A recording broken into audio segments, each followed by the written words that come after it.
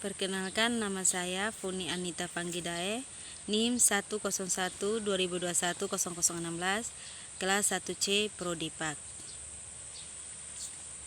Di sini saya ingin menjelaskan tentang gerakan perintis reformasi. Berdasarkan Alkitab, segala sesuatu dilancarkan atau telah merintis jalan untuk reformasi.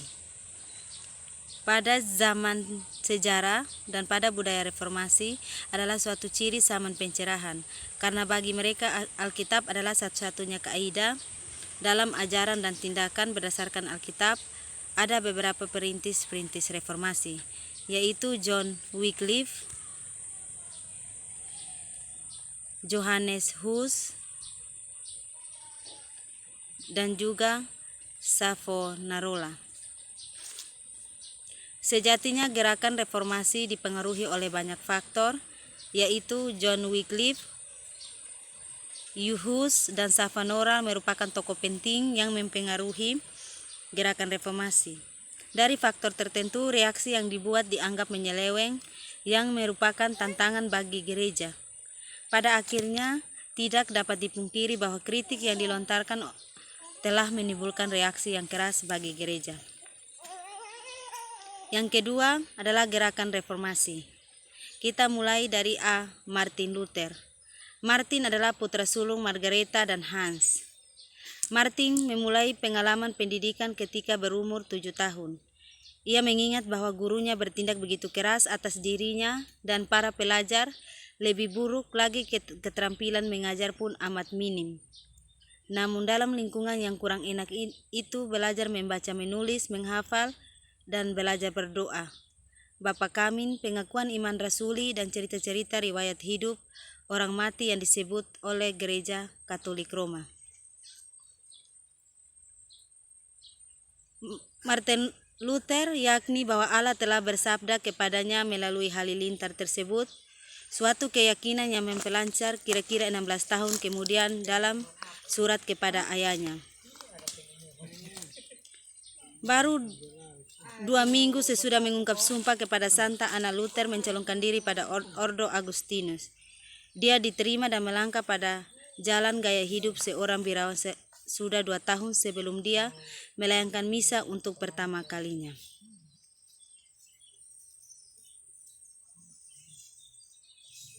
Dengan memperoleh kunci yang membuka Alkitab, gelar doktor dalam bidang Alkitab yang sudah diraihnya 5 tahun sebelum dapat nilai lebih bermakna, gaya berkhotbah pun disifatkan oleh urgensi baru, karena isinya berkaitan masalah yang menentukan hidup matinya seorang, bukan hanya pada hari ini saja dia berkhotbah, melainkan hampir setiap hari. Sesudah mengalami anugerah Allah dalam Yesus Kristus, Martin mulai memberikan penawaran baru itu kepada siapa saja yang mendengarkan, tetapi tidak kunjung membayangkan dampak lebih dewasa atas diri pribadinya pada masa yang akan datang. Untuk malam pesta gereja yang dirayakan pada tanggal 31 Oktober 1517, Luther mempersiapkan 95 dalil, yaitu 95 pokok yang ditawarkan untuk diperdebatkan, selaras dengan praktek yang lazim dikenal untuk maksud tersebut. Dalam tanggapan Luther terhadap pemberontakan kaum tani ini tidak konsekuen. Kalau setiap pemberontakan perlu dibunuh, maka kau sendiri berhak mematikan Luther. Namun untuk memahami tindakan lebih jelas, ia perlu dilihat dalam ruang lingkup zaman pembaharuan gereja. Martin Luther merupakan seorang profesor bidang teologi sekaligus pastor Katolik yang berasal dari Jerman. Martin Luther menjadi dikenal karena menggagas reformasi Protestan yang memberikan perubahan dalam sejarah kekristenan dunia. B. Johannes Calvin. Johannes Calvin merupakan generasi kedua dalam jajaran pelapor dan pemimpin gerakan reformasi pada abad ke-16. Dan pada tahun 1533 terjadi perubahan dalam hidup Calvin dalam karangan-karangan Calvin dengan pertobatan yang tiba-tiba menaklukkan jiwaku kepada kehendaknya pada tahun 1535 yang berusia 26 tahun. Pada tahun 1539 diadakan suatu perjanjian dengan Ber yang merugikan Jenawa. Tahun organisasi 1541 dan 1545 dikeluarkanlah peraturan-peraturan gereja. Dalam tata gereja ditentukan yaitu 4 jabatan: jabatan pendeta, jabatan pengajar, jabatan penatua, dan jabatan suamas atau diaken. Yohanes Calvin merupakan pemimpinan gerakan reformasi yang telah membuat suatu karya besar bagi gereja adalah buku Pengajaran Agama Kristen, dan Calvin berperan mengambilkan gereja kepada kebenaran pada zaman di dalam konteksnya. C. Ulrich Zwingli.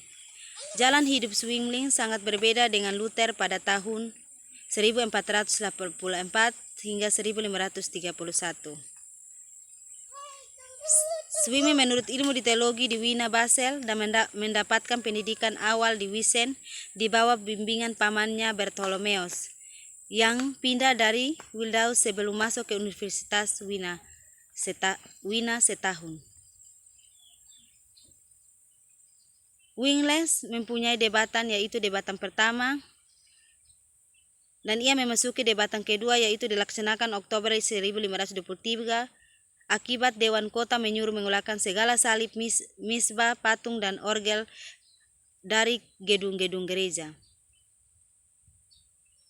Dan pada tahun 1529, Zwingli berikhtiar untuk menggabungkan puasa semua raja, daerah, dan kota beragama Protestan untuk bersama-sama melawan keluarga Habsburg. Pada tahun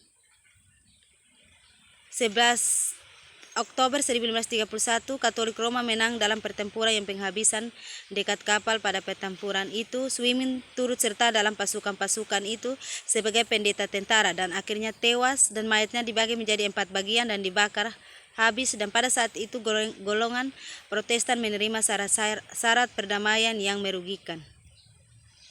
Zwingli adalah pembina Protestantisme dan pemimpin reformis Perta di Swiss. Sebagai reformator yang berhasil masuk ke pemerintah, Zwingli juga membawa perubahan-perubahan besar yang penting bagi kehidupan masyarakat dan urusan-urusan negara di Zurich, yang membawa dampak besar bagi Swiss dan penyebaran tersebar ke berbagai penjuru Eropa. Sekian dan terima kasih.